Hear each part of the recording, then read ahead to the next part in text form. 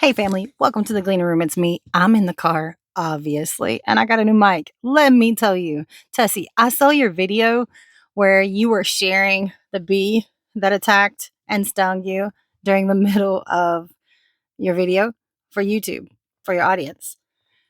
Let me tell you what my morning has been like trying to get this video to my audience. Okay. I got a dream to share with you guys. And when I told my husband that I had a dream and I shared it with him, he said, go share it with your audience. So I step outside and I go off into the corner of welcome to our property, by the way. I'm on a 2-acre spot that is owned by us. And this is where we live. I'm in the front section, but this morning I went into the back section. It was beautiful. The sun was coming up. I'm an early morning riser and I'm going to share with you guys a dream.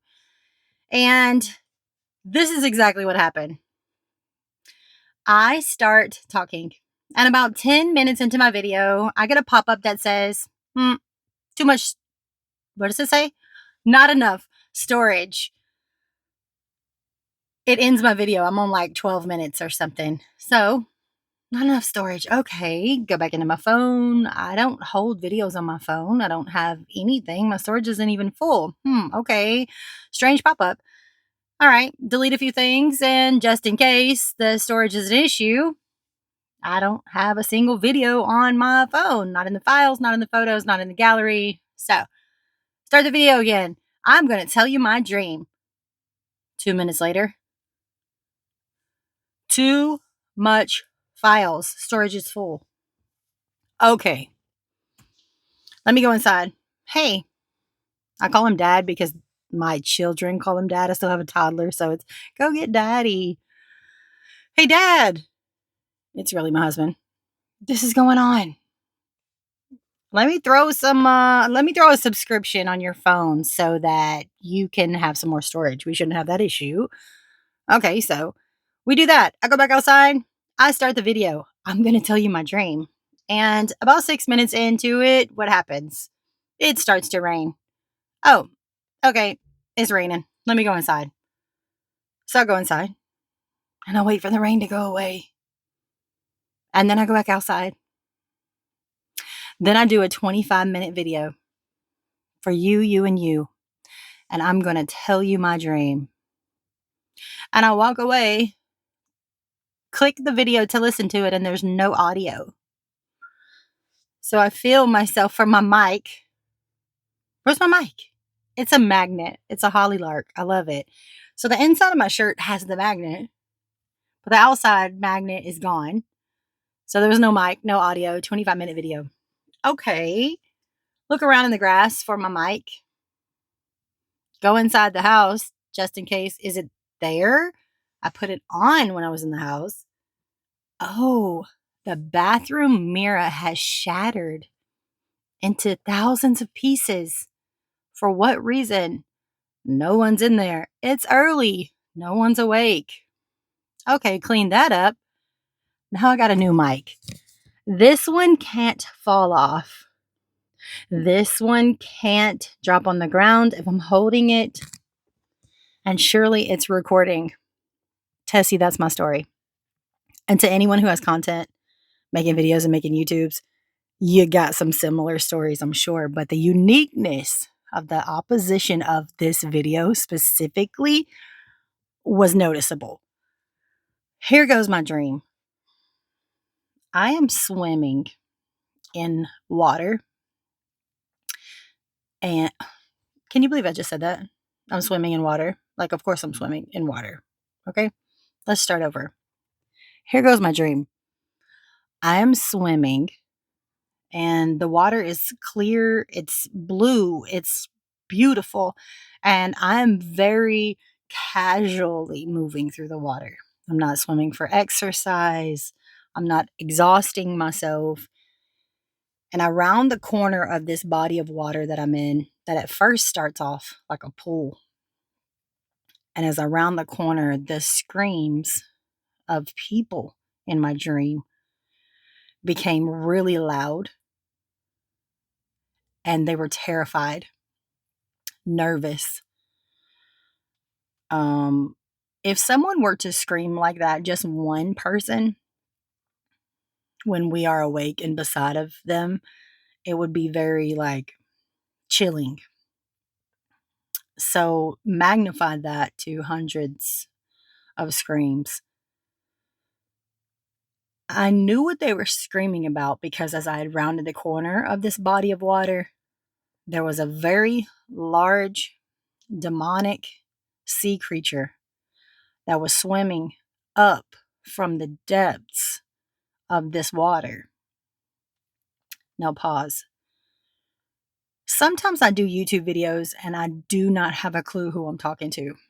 Maybe I'm talking to someone who knows me. Maybe I'm talking to someone who has never known me. Maybe I'm talking to someone who wants to know me and is learning my story. I don't know. And so I don't know what you believe or think. And sometimes I'm so strong in my convictions. I am so strong in how I believe. That I'm not going to be moved or shaken by 1,000 comments that come my way. I believe in demonic principalities and powers and rulers of darkness because it's written in scripture, as well as just something as simple as the opposition that I faced this morning that truly proved don't do the video.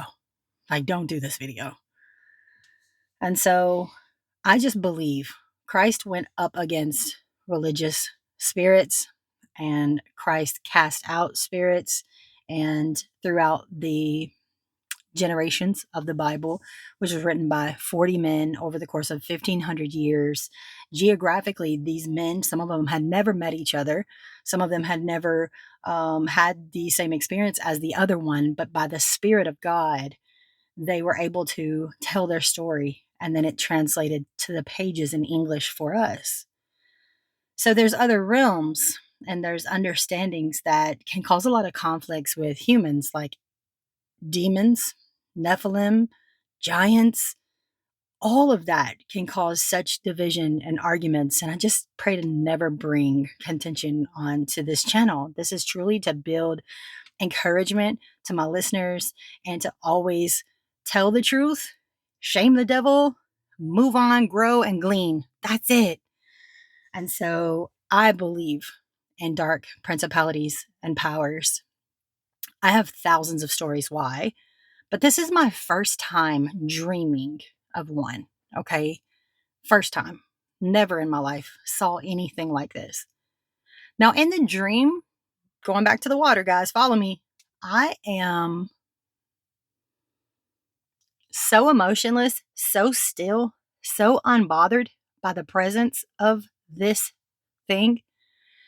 And it is coming at me and towards me out of the dark waters. It is thrusting itself very fiercely at a very fast speed. And so it was noticeable in my dream. My dream was only 60 to 90 seconds long. It's noticeable that as I climb out of the water, I'm not even climbing out with speed. It's a very patient process to get out. And I turned to stand at the water's edge and I began to see more clearly what the sea creature is. It was black, but not earthly black. It's not a black I've ever seen. It's shining, it's glistening, it's black, but it's different. It's covered in like a slime fluid that I don't even watch movies that scare me or make me jump. I don't watch horror movies. There's nothing that I've seen that looks anything in my life like what I'm trying to depict to you guys. So if I can try to make this resemblance to what it was shaped like and looked like, just bear with me. Because even if you imagine it in your mind, I'm not so sure that you could see so clearly as I could in my dream. And so this thing had like the nose of a dolphin. It had the body of an armadillo. It had the size of 3 or 4 cars. It was huge. It was wrapped in barbed wire. The barbed wire was silver that I've never seen, and not the dull aluminum or steel that even the barbed wire fence behind me is made out of. And so on top of the armor were chains, and it had, to the right of it and to the left of it, it had exact replicas of itself. So let's say, for example, that this creature was the size of 4 vehicles. The one to the right was like the size of 3. The one to the left was like the size of 3. But both of the replicas to the right and left of this center sea creature, identical spitting image. So if it opened its mouth, they did. So it comes out of the water and I'm standing on the side. And suddenly, beside of me, for the first time in the whole dream, I can actually see who it is beside me. And I'll save that for this video. But as it projected out of the water coming at me, and I stared at it, I'm honestly surprised that I didn't have the same scream and the same fear as everyone around me. Because if I had saw anything like this in my life, if it came out at me in the dark, if it jumped out of the bushes, I can't imagine how I would really act. And so I was so emotionless and so untouched and undisturbed, and it came out. And I'm going to tell you what it said to me. And then I'm going to interject some thoughts, and then I'm going to wrap up this video, okay? So if you like this video, hit the thumbs up. If you benefit or glean from my channel, please hit the thumbs up and please subscribe. So this entity, this sea creature, comes close enough to me to try to scare me, and it's in my face. Its momentum never slows, so it's actually going to go back down into the water, but as it comes up, it directs this message at me. I am Beelzebub. I am fear. I am intimidation. I am Beelzebub. And back into the water. The dream was over. I woke considering that Jesus Christ had the power in him to draw men to the Father. He was the door. He had love and compassion, but he dealt with so many accusations, and one of them came from the Pharisees. And the Pharisees, he refuted them consistently throughout the word, throughout the Gospels.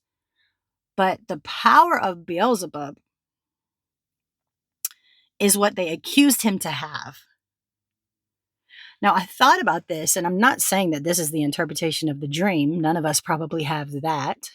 But I am going to say that the Pharisaical power of religion brings ungodly fear and ungodly intimidation onto an assembly with such a presence that they assume it is God's power. God's power, his manifested extreme power, is somehow accused as Beelzebub in Jesus Christ's day. That's something to think on, right? And then this is the video and the dream I wanted to share with my audience. And this was all the things this morning in the opposition. I never found my microphone. That's why I got this one. I didn't find my clip-on. It's somewhere in the grass and it's been rained on. But consider the power of fear and intimidation. Do you know intimidation is not something that I've ever actually said I have an issue with?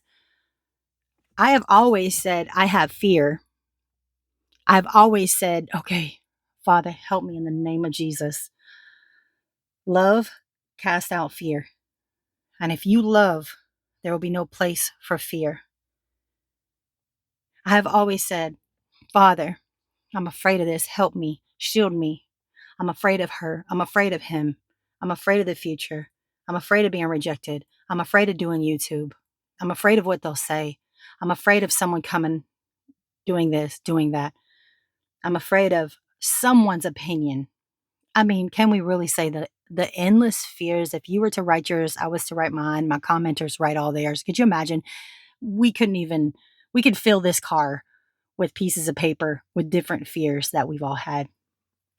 But I never thought about the fear that comes from being in a religion or in a church or in a new age movement or in any belief system, the fear that overtakes you, that comes with that idolatry and that indoctrination to bind you to the legalities of don't mess up, because if you don't, you won't be loved, you won't be accepted, you won't be forgiven, you won't. All that brings intimidation, right?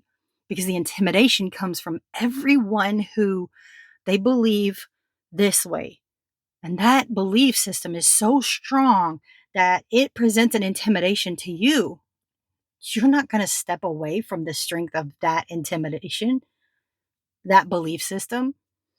You're going to be in agreement. But Christ's love and his nature and his message and his gospel was so different than hostility and religion and legalities and laws. The power of Beelzebub. Let's just imagine and pretend that my dream is real. It really happened. Seriously, I just had it.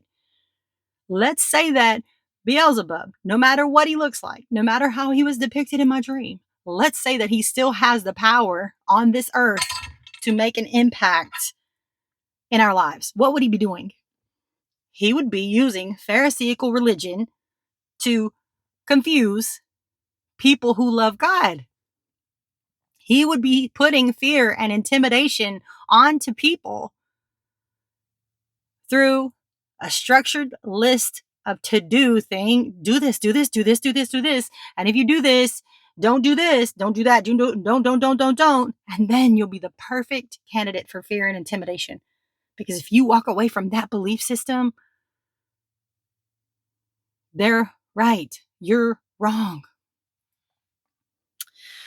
I hope this helps you. I hope this touches you. I hope you glean from it. Thanks for listening. I'll be back.